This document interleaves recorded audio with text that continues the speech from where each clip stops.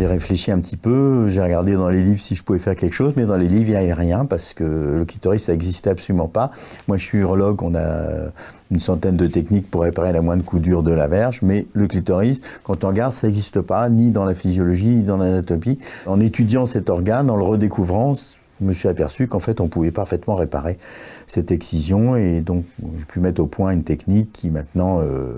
est enseignée un petit peu partout. Bon, les mutilations sexuelles féminines, en fait, c'est un geste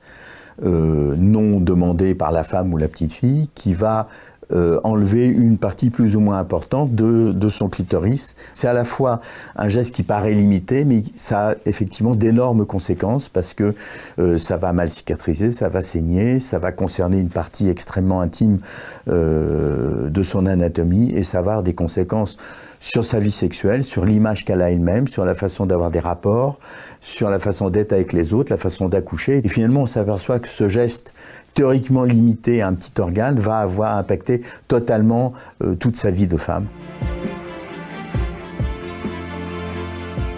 On va vous donner un certain nombre de raisons ou d'arguments, les rites de passage,